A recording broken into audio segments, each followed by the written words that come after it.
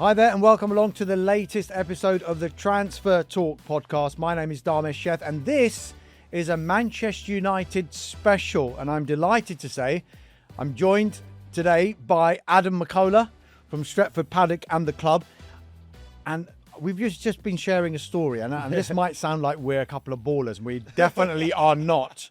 But I'd never met Adam until about 2.5 years ago, and bizarrely it was at an airport and we were both heading to Mauritius. Mauritius. Which is quite nice. I was on my own. He was with his wife. I was going out there to play some golf. He was there for a nice romantic couple of weeks. Yeah, something like that. Yeah, it's a beautiful place though, isn't it? It was wonderful. I've not been since. It was a one-off, just so before people say he's getting paid too much, etc. But how are you? Have you been enjoying the World Cup? I'm great. Yeah, enjoyed the World Cup. I'm got a Cape Verde out of it. That was kind of like my story that I was following, and I felt like the best games involved them. And I remember the Uruguay game was really good, and then obviously the Argentina game, and the Cape Verde story was something that's what international football doesn't appeal to me as much as club football. Like, I'm very much, Manchester United over everything. But those stories of those teams that, when San Marino get a win, or Iraq being at the World Cup and getting to see Zidane Iqbal there, who started his life out at United, and yeah, the Cape Verde story has been amazing. But yeah, generally loving the World Cup, and all the big names have arrived as well. And I know I'm a Man United fan, but Erling Haaland has probably been my favourite player of the tournament.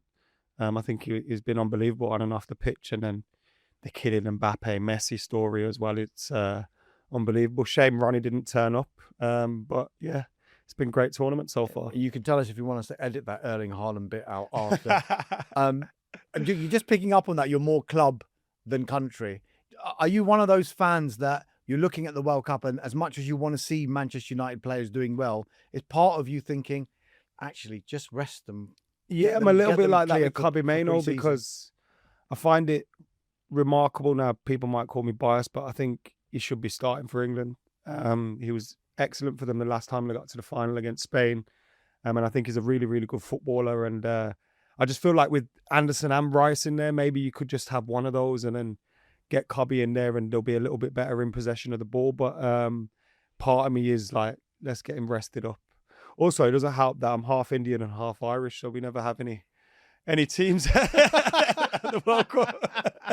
You never know. You never know. They're expanding the World Cup. Yeah. Maybe they expand it so much. If they don't get in, then maybe give up. Yeah. Right. We're going to totally hold our hands up here, and in the spirit of transparency, there has been a story that has broken off. We finished recording this podcast, but it was so big, we've got to put it at the top. So please excuse if there's a little bit of a messy edit, but I think you'll think it is worth it. And it is the news that Manchester United are in talks over the signing of Aston Villa midfielder Youri Tielemans. There's an understanding that there's a £35 million release clause in that deal.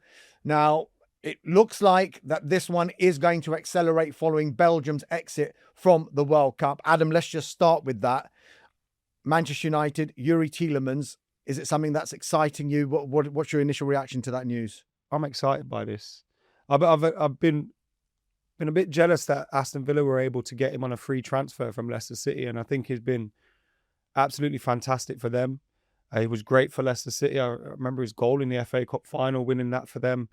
And obviously, I think he stood out for Belgium as, we had some real key players out or not performing. And I think Youri Tielemans stepped up, and he was almost a leader for them during the World Cup. All right, they didn't live up to maybe the expectations of their fans, but I still think he had a very, very good tournament. And at 29 years old, I think he brings a little bit of experience with him. I think he's a fantastic player. And this is a signing that, again, it's kind of come out of the blue a little bit. And if this is an alternative to Ederson, I think the alternative's better than the first choice almost. But the fact that Villa got him for free, it means, anything they get is almost profit. And I'm really excited by this deal, and excited to see him on a Man United shirt. And if another club, if one of the other clubs in and around us bought him, I'd be a little bit jealous of that. So fantastic player. And someone who is significantly Premier League experience, ready to go at that age where he has experienced it all in the Premier League so far. Yeah. Like I said, because we keep getting linked with younger players, don't we? And Kobbie Mainoo's still pretty young himself, and we do speak about Kobbie Mainoo a little bit later. And but maybe this will give United the comfort to go for a younger player now that they brought someone like Tielemans in, or are about to bring someone like Tielemans in. Yeah. I think so. Yeah, that's the benefit of it. And you always need a little bit of experience in the team. We've lost a few over the years. And Youri Tielemans is someone that's Champions League proven as well. I'm just really excited by this. He's such a really good footballer. I'm watching Aston Villa over the years. He can play it one touch. He can maneuver out of tight spaces. Does he provide us with the perfect foil for Bruno Fernandes and Kobbie Mainoo? Maybe not. Maybe in some games you can play 2 8s and a 10 and get away with it. And I'd be really interested to see how that would work out. But for me, I think he represents a signing that, will immediately come in and do the business for Manchester United. And I have no doubts about that. And again, I think it shows Manchester United fans that the club are doing things with the cards very, very close to their chests. I know we see everyone on Twitter at the moment reporting different news about different players potentially going to different clubs, and then we just see bombshells come out of nowhere. Andrey Santos comes out of nowhere. Youri Tielemans comes out of nowhere. I think United fans should be excited by this a little bit, because it means we don't know what's going on. And whilst we assume sometimes that they're dragging their heels, they're taking their time, are they really in discussions? How come they only talk about one player at a time? I think it's something that a lot of fans that say it shows that they are doing the business behind the scenes and they're making things happen and the wheels are moving. So I don't know. This is a move that not only on the pitch but off the pitch should fill Manchester United fans with excitement. So the way Manchester United are approaching this deal is effectively triggering a release clause, which is understood to be £35 million, because I don't think Aston Villa have got any intention of selling him, but it's clearly out of their control. What do you make of that kind of fee for a player of his ability, but also his age bracket as well? I think that's a great fee, to be fair. I think if you were to negotiate with Aston Villa to sign him, like you say, they don't want to let him go. They want to get him signed to a new contract. If you were to go there and sit down at a table with him and start negotiations without that release clause in there, you're looking £50 million starting price, right, at the very, very minimum. To see us bring a potential replacement for Ederson in at a cheaper price, I know marginally cheaper, I think that's great news. I genuinely do. And I think this is such a shrewd deal for Manchester United to do. At least I didn't know that release clause existed. So they're obviously doing their business and maybe had a little word with his agent or whatever. But yeah, I think £35 million for Youri Tielemans, not only the experience he brings, but the quality as well. And 29 is still young. I know we look at footballers now, once they hit 30 and we're like, oh my God, he's knocking on a little bit. But I think that shows that he's a good player, man. And I'm really excited to see him. I'm very excited to see this one, I can't lie. And when we got told that the news had just broken, I felt like I was on Sky Sports News deadline day with you for start.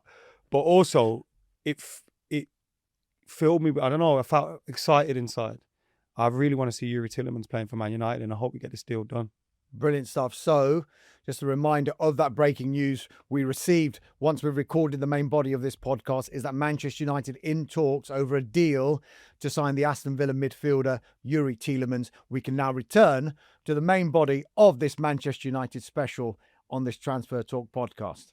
With regard to Manchester United, the big story kind of has been the on and off move of Ederson. Mm-hmm. It was all agreed with Atalanta for a fee of around £38 million.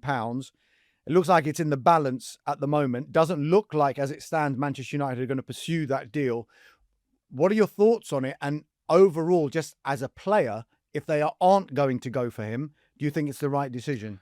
The way I looked at him a little bit was almost if he's just going to be a squad player, he can bring a little bit of energy, because we've got so many fixtures coming up, hopefully this season with the Champions League added and both domestic cups, and last season hopefully be an anomaly in that we had a game every 2 weeks or something like it felt like.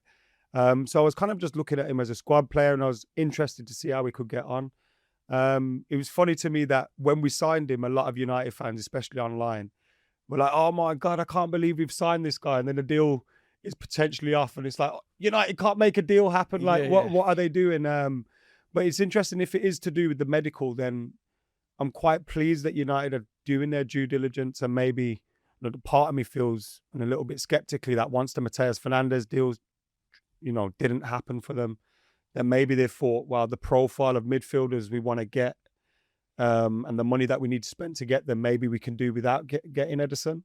But if it is to do with the medical, as we're led to believe, then I remember us signing Rasmus Højlund and him having injury issues as soon as he arrived, and a few other players having injury issues. We've seen the problems we've had with Mason Mount since he arrived, who I think really good lad, really good player, but just never available as much as we want him to. So we can't afford to have those transfers that don't work for us, and we don't have a player available, and then when you try and resell them, you can't get the value for them. So I think it probably makes sense if there is an issue there. One of the things with United this summer, it seems, and in the past summers as well, is that we all get linked to these players, and then it'll be a deal that kind of comes out of nowhere. Tielemans came out of nowhere when it looked like we were going to get Emi Martinez. Ollie Watkins was spoke about for a long time, and then we get Benjamin Sesko, who seemed destined for Newcastle, it felt at the time. And then this Andrey Santos one, no one was talking about it until it seemed done. So maybe United are doing things a little bit better in terms of the way we're negotiating deals and not letting as much slip out and into the media. And I'm quite relaxed about the summer. There's been years where I get overexcited or really underwhelmed by what's going on. And I think because of the last summer and those decisions with, all right, we didn't get Martinez, we got Tielemans, we didn't get Watkins, we got Sesko. And those deals have worked out pretty well for us, although I know Belgian fans are probably feeling a bit gutted about Tielemans at the moment. Yeah. But I'm quite confident that these guys, they have made mistakes in us at United, I think. And they've lost a lot of goodwill with fans with some decisions that they've made. But in terms of transfers, I think they've been pretty good.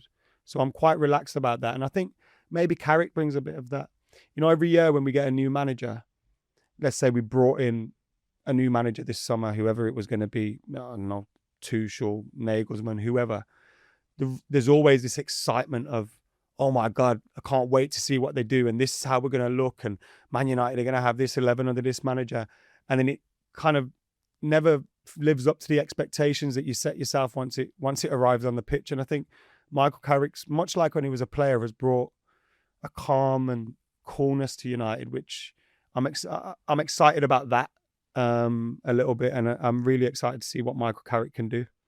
Adam, you mentioned Mateus Fernandes, that deal hasn't happened. United were also linked quite strongly with Sandro Tonali. Yeah. Both of those players are now gone to Spurs. Combined fee of £185 million. If we take the fees out, and that's clearly one of the big reasons why United didn't pursue, but just looking at the players themselves, do you think there's going to be a time where United may regret not getting one or both of those? The Mateus Fernandes one for me was, I really wanted him. Thought he was very good for West Ham in a very dysfunctional team, as we saw eventually they got relegated.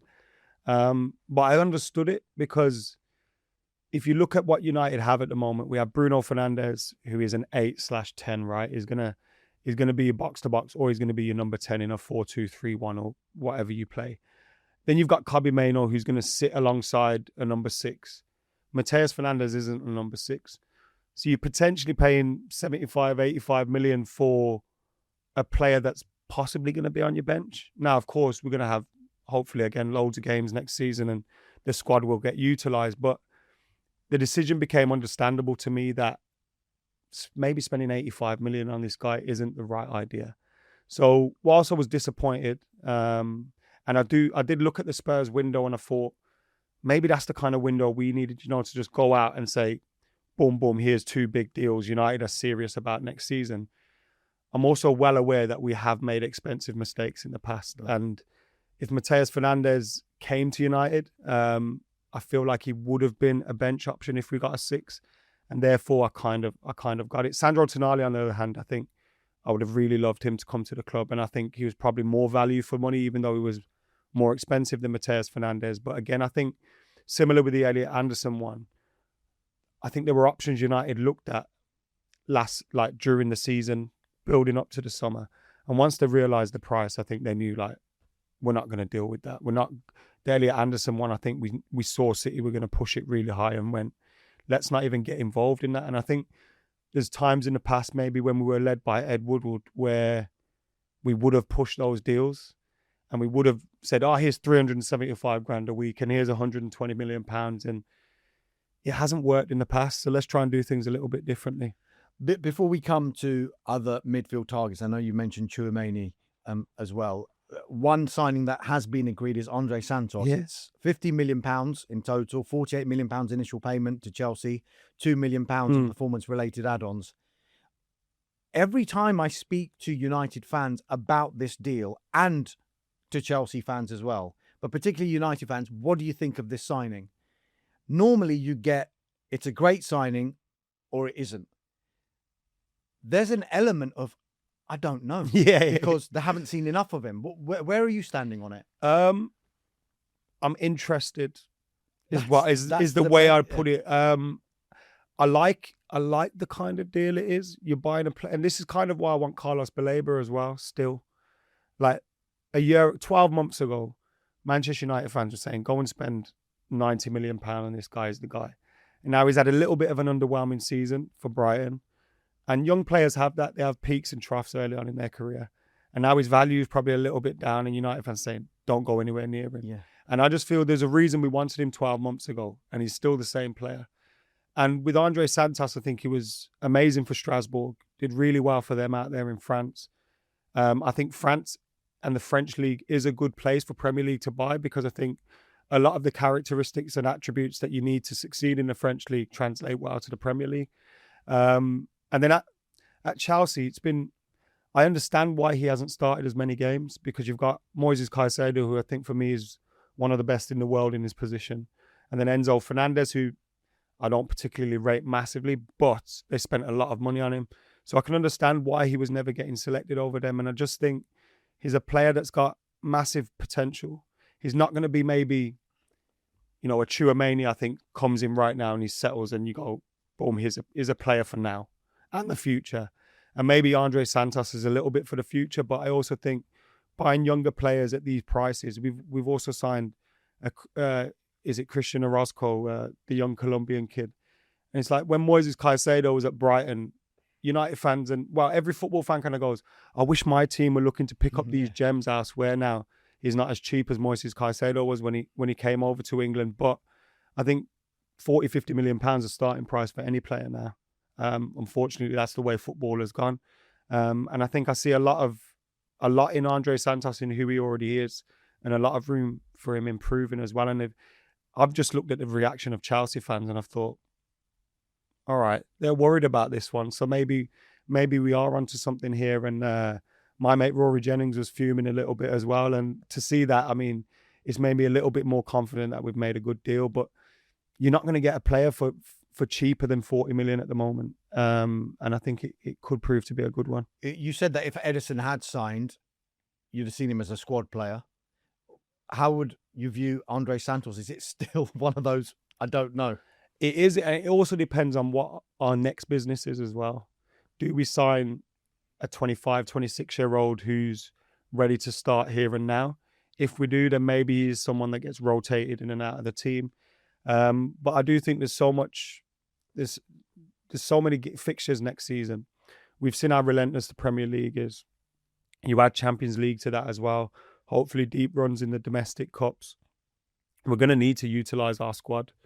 We really are. So I think Andrey Santos will get plenty of chances. And I think he's one of them where you maybe start the season and you go, I'm not sure if he's a guaranteed starter or not. And then he earns that and he becomes that. And I've seen players, Chelsea at the moment, and I compare it to United maybe, 2 years ago and before that since Fergie left, where it almost feels like a basket case of a club where there's so much going on and off the pitch. The transfers, they're bringing in so many different players. I feel like someone leaving that environment and going elsewhere, they can become themselves a little bit more. They can step up, stick their chest out a little bit. I think at Chelsea, there's so much going on that it's probably not the best environment for young players to thrive. And I think United is. so many midfielders are clearly being linked with United. It is the priority position. We've been talking about it on every single transfer show, every bit of transfer coverage that we do on Sky Sports News. We've talked about Aurelien Tchouameni. It looks like Jose Mourinho wants to keep him. He's expected to sign a new contract. The other names, Bournemouth's Alex Scott, Ayyoub Bouaddi, who's shone at the World Cup for Morocco, Borussia Dortmund's Felix Nmecha, Fulham's Sandr Berge as well. Who would fit in for United if you had your wish and take the money out of the equation? Who would you want to bring in? And let's allow for Tchouameni at the moment and assume he's going to stay at Real Madrid. Of those, or is there someone else? I really, really like Ayyoub Bouaddi. I know we probably have to push the ball out a little bit. I think he also gives you that profile of a player that's going to sit there and allow Kobbie Mainoo and allow Bruno Fernandes to do their thing. And I don't know if you've gathered from our chat so far, I rate Kobbie Mainoo so highly. Yeah. And I think he's someone that we've got to get a perfect partner for him. And you look at the profile of Ayyoub Bouaddi, more of a 6, sits a little bit, takes the ball off the defence, distributes it really well, can break up play. Again, the reported prices around him are quite high, but he looks like a player with potential. In the World Cup, he settled really well, and he was playing high pressure games and looked really comfortable in himself. He's someone that I really like, and I know United fans wouldn't get as excited by the signing, but Sandr Berge is someone that I like as well. Maybe you could get him a little bit cheaper. Maybe it'd be in and around the Andrey Santos fee, maybe cheaper than that. But when we signed Manuel Ugarte, we were linked with Sandr Berge. And at the time, I didn't think much of it, because you looked at Manuel Ugarte's stats and his profile and all those different things. And I think he was one of the leading in terms of winning possession in Sporting and in the season before when he was in France. And then we bring him to United, and if it didn't live up to expectations, and you see Sandr Berge doing really well. And I just thought maybe we should have got him. And I still think there's a chance there. Marco Silva's left Fulham, which I think has probably taken everybody by surprise a little bit. And if there's an opportunity, look, I'd push the boat out and try and get Ayyoub Bouaddi. But if there's an opportunity and that one doesn't happen, I'd take Sandr Berge and I'd be really happy. The thing is, United, we've got match winners in Kobbie Mainoo and Bruno. So you don't need to bring in someone that's going to blow your mind. You just need to bring someone in who's just going to sit there and do their job properly. And I think Sandr Berge is someone that does that. And again, a very impressive World Cup. I think it was really key for Norway. Why do you think it has been the case that in recent years, and you could say at the back end of Sir Alex Ferguson's reign as well, and since, that midfield area seems to be the most problematic for Manchester United to fill? I don't know why that's been the case. Maybe in terms of midfielders, right? Every manager sees their midfields very different. And one thing that we have had is a chopping and changing of managers. So a manager brings in a player that he likes, we chop and change him, and now we've got another one. And it's like, I don't like that profile of midfielder, so maybe I don't want him. And we had a manager who unbelievably didn't see value in Kobbie Mainoo, and that shocks me more than anybody. So I think it may be a little bit to do with the chopping and changing of managers. And do you think that will change now, though, because finally United, however much criticism Ineos have received, there is a structure now there in place, isn't there? So that whoever your manager is, or head coach, because there is a big difference, if that head coach doesn't work, there is a continuity with that squad because the recruitment is being done above the head coach. I think so, yeah. And I think that's one thing. And I also think, again, the profile of player that they're trying to bring in is different. A lot of the time previously, look, I love Bastian Schweinsteiger and I love how much he loves Manchester United, but we brought him in back end of his career. Matic, we gave Chelsea £40 million for Matic and they went and spent it on N'Golo Kante. Like, why weren't we getting N'Golo Kante? And again, Matic is someone I admire massively, but he was towards the end of his career. I remember when our midfield at one point, I remember looking at it thinking, oh my God, this is going to be amazing forever. And it was Nani, Anderson, Cleverly, Young. And it's like, now you reel those names out and you go, oh God, you know what I mean? But I think we beat Arsenal with that midfield 8-2. And you look at it and you go, oh my God, this midfield's special. It's going to be the next Beckham, Giggs, Scholes and Keane. And it doesn't go that way, you know what I mean? And then we thought Pogba was going to be the thing. He came, left, came back. And again, I think Pogba is someone that's massively disrespected at times. Yes. I think he made mistakes of his own at United. But I also think he gets his contributions to what he did at United get a little bit undervalued, because I think he was incredible for us most of the time. But again, I just think the recruitment has never been right, and the reason why we buy players has never been right, and we've just been chasing the right answers for so long now. And like you say, probably the last successful midfielder we signed is the man that's now in the dugout. Yeah. Which was what, 06? 06, yes. 06, and then Anderson came in with Nani, Hargreaves, Tevez. Yeah. Again, Hargreaves, someone that suffered massive injury issues, and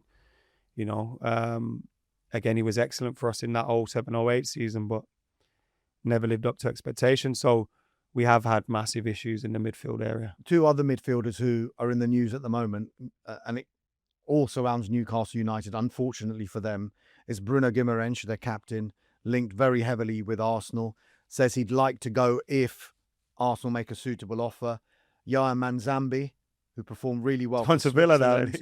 Well, he agreed deal with Newcastle United, and now it looks like Aston Villa are going to nick in and sign him. Just on those two, though, on those kind of profile of players, would you have liked to have seen United being involved in the bidding and maybe the interest with those two? More so, maybe. I don't know enough about Manzambi, I'll be honest with you. I'm a bit maybe not as informed on him as other players.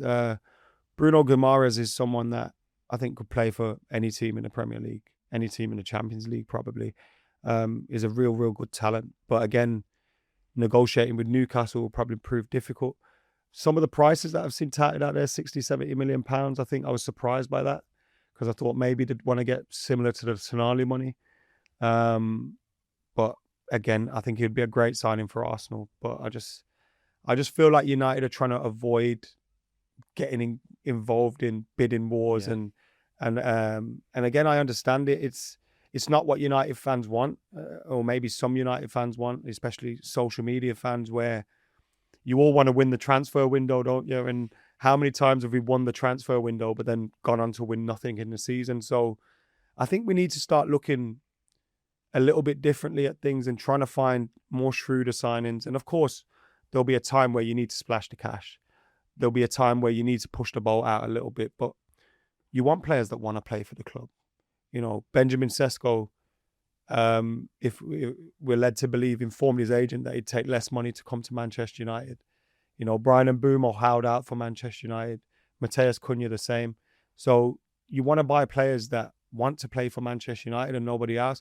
We almost forced Alexis Sanchez's hand to come to the club, and apparently when he left, there was like a story that came out where a week into his United career he wanted to leave. And if you're signing players for the wrong reasons, and it's not always going to work out, of course.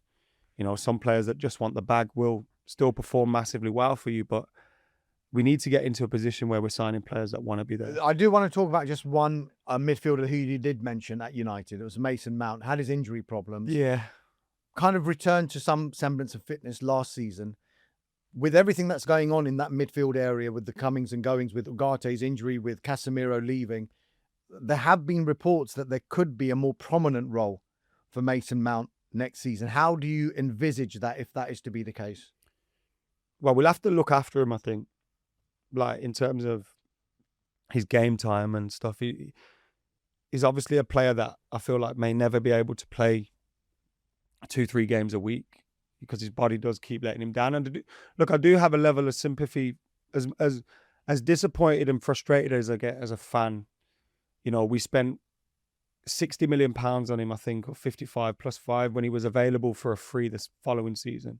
He hardly played that season, and there's a frustration from United fans and from fans in general when players are constantly injured, when you're like, oh, come on, like, we need you on the pitch. But then I do have a level of sympathy with players where, if you're constantly injured, and I was hearing Lisandro Martinez recently speaking about how he got injured again and he thought it was over for him, and having that ability to build yourself up and fight again, knowing that in a couple of months when you get back, you might pick up another injury again. I feel for them because they're living a dream of being a professional footballer, but they can't stay fit for love nor money. And it must be really difficult mentally as well as physically to be in that position.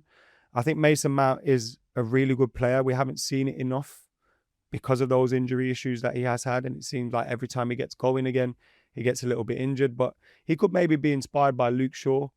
Luke Shaw last season played 38 Premier League games for Manchester United. And I don't think any United fan would have ever expected that to happen with Luke Shaw.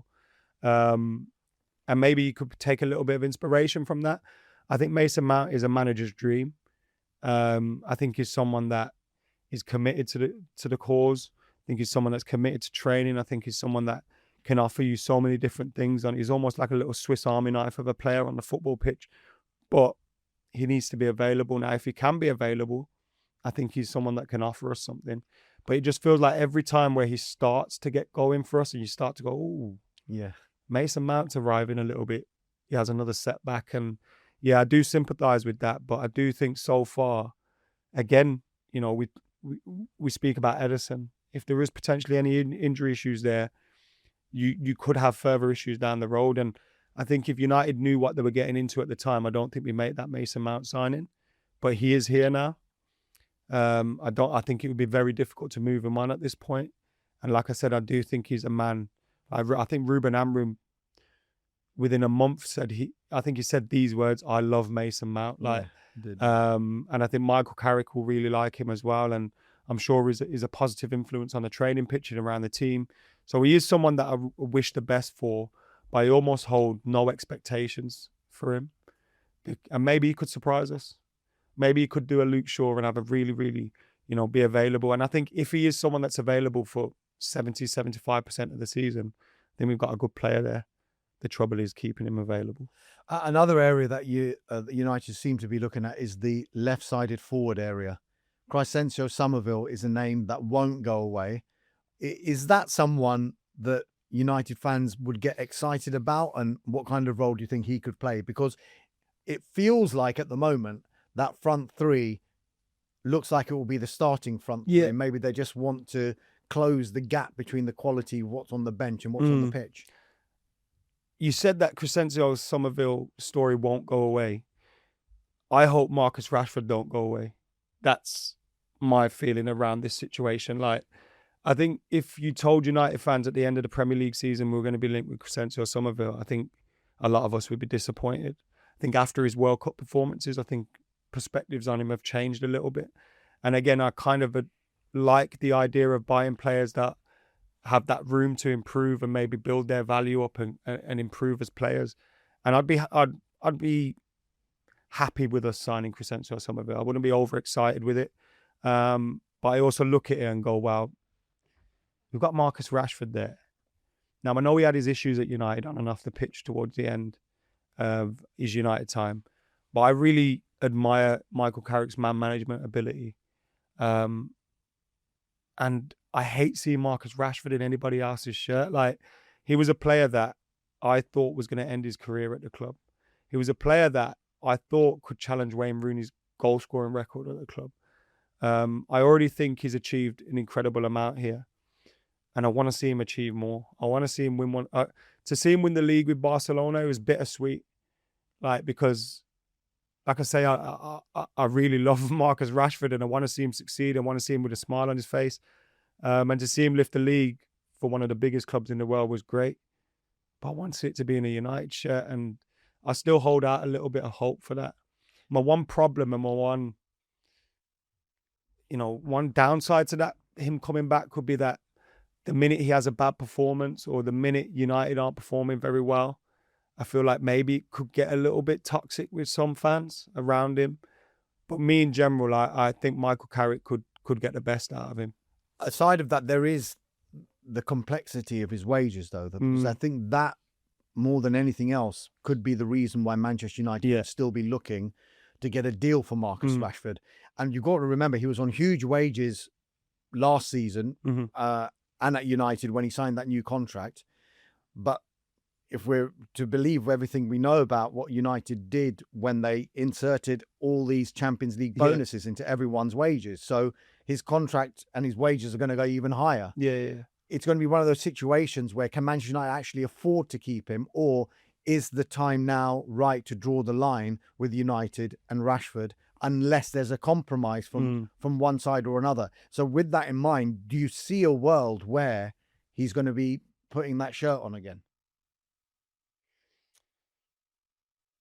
I'm a romantic, so yes. I also look at it and go, where does he end up, right? There's link. I don't know how strong these links are, but he's being linked to Tottenham. He's being linked to various different clubs. I'd hate to see him play for another Premier League club.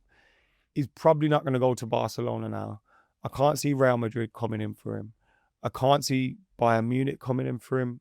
So where does he go if it's not, unless it's another Premier League team? So I just think, and again, Crescencio Summerville, I know the wages would be a lot less, but you'd also putting up a £40 million fee or whatever it is. So maybe you can offset that. I know Ineos are trying to get the wage bill down and all those things, and I understand that. But if I could send a message to Marcus Rashford, it would be, just think about the first time you pulled on that United shirt, how that made you feel. Like, that dream can still be alive. Do you know what I mean? We can still do something. And I think Michael Carrick has settled things down so well at United that I think he could offer us something. Like, really, I really do. And one of the things with Cunha is I think Cunha's been an excellent signing, great value for money as well. When you consider him, we got him for 62 million or something like that. Like, he's not an out and out winger. Marcus Rashford is someone that's going to get down the byline and cut in. And I've got this image of him swinging balls in and Sesko just sticking them away. And I think him alongside Sesko could do something. And then I also think if we were to rest Sesko and you play Cunha in a more central role, I think the link-up play between them could do really well. So, and he's someone that's still admired in the dressing room at United. So keep him. But I think I'm in the minority. Oh, okay. I did a video about this on my own channel, and I had people saying, you're crazy and this, that, and the other. So I understand I'm probably in the minority, but yeah, I love Marcus Rashford. So we've talked central midfield, we've talked that left wing position. Are there any other areas you think United do need to address? Talking about romance, I want us to bring Danny Welbeck home. I just think we need a backup striker, right? And you spoke about Rasmus Højlund earlier, not having an experienced head alongside him. Danny Welbeck is that experienced head for me. And I think if you look last season, he was one of the I think probably the top performing English striker in the league. He did really, really well. I know he's getting on, and I think he signed a new deal at Brighton as well, which probably doesn't help things. And he's been linked with us almost every summer since he left. But I think he's someone that I think you could probably bring in on a decent deal and provide backup to Sesko. And I'd love to see him in the team. I think we do need a left back. It kind of depends, right? How do we view Patrick Dorgu? Because when he came in, he's a left back. And then you see him do these things at left wing where he's scoring amazing goals at Emirates and all these kind of different things. So how do you view Patrick Dorgu? If you view Patrick Dorgu as a left winger, we need a left back. If you view him as a left back, we need a left winger. So I think there's that situation to deal with. I think bringing in a backup striker or a rotational option. I think we agreed a deal for Carl Darlow as a backup goalkeeper, which again, I've seen some fans go crazy about this and be like, this is a sign of where our expectations and ambitions are. But you're never going to get a first choice goalkeeper to be your backup, right? It's never going to happen. And I kind of get making that signing, and it also helps with the homegrown status and all those different things. The midfield, like you said, is the most important thing. And I think just how we attacked last summer, we need to sort out our front three. We went and got 3 players for that front three. I think we need to do that in midfield and then adjust those other things as well. But I think, fullback, a wing option or an option that can play across the front three, and a backup striker is massively important for us. Just finally, Adam, what would you see as success? What does it look like for Michael Carrick in United next season? If you don't say winning the league, you're a liar. I think the ambition and the objective always has to be to win the league. I think obviously you have to be realistic about things, and you have to see how our summer goes. Arsenal are obviously the overwhelming favourites, and they start off the season as that. But I don't look at Arsenal, and this isn't to be disrespectful or anything like that, as much as I would like to be to Arsenal fans. But when I looked at City and Liverpool when they were going for it at the top of the league, you almost looked at it and you went, we're never going to be able to catch. How are we going to bridge that gap? And I don't look at the league like that anymore. Obviously, we finished third. We finished behind a Man City side who have now lost Pep. I think things could get real for City. Obviously, they're bringing in some very, very good players. And Elliot Anderson looks like, despite the money, it could be a very good signing. But I think there's so much unknown in the Premier League now. You've got Pep Guardiola's left City. You've got Enzo in there. You got Xabi Alonso in at Chelsea. You got Areola in at Liverpool. There's so much unknown that I think, look, you start off the season, you go, let's consolidate, let's get top 3, top 4 again. But I think there's a world where you get to December and you go, hold on a minute, we can win this league. So that is ultimately the objective, and I think that's what the objective has to be at a club like Manchester United. Adam, you said optimistically go for title number 21, but what would United need to do in the transfer window? How many players, or can the current squad as it is now challenge for the title? The current squad can't challenge for the title, I don't think. I think, look, I was doing some mental gymnastics with myself during the season. I remember when Ruben Amorim got sacked, thinking, if we just beat Bournemouth and Everton and West Ham and Wolves at home, suddenly we're in a title race. But obviously then you have to deal with the fact that when you then come up against City and Arsenal and you're in a title race, the pressures of those games are different, and we maybe don't beat those back to back. I totally get that. Look, there's a lot of work that needs to be done here. And I think in total, we probably need 5 or 6 players to add to this squad, and 5 or 6 players. And then you need, Andrey Santos is a little bit of an unknown. He's a little bit of a risk. You need him to hit the ground running. You need these signings to hit the ground running. But I just think if this was 3 or 4 years ago, I don't even think of that. I just think the league is potentially wide open. And I think whilst Arsenal are favourites for the league and overwhelming favourites, they've never defended a Premier League title. Even when they had Arsene Wenger, and their greatest teams ever and stuff like that, it's very difficult to defend a title. And when you look beyond that, City, Chelsea, Liverpool, it's all unknown. Now look, Enzo Maresca could absolutely set the house on fire and just kill it and win every single game. But it's all unknown. So Michael Carrick, from what he's shown so far, looks like he could do the business. So let's hope so. Maybe 21 is coming. Adam, thank you so much. Brilliant debut. Thank you very much. Talk romance.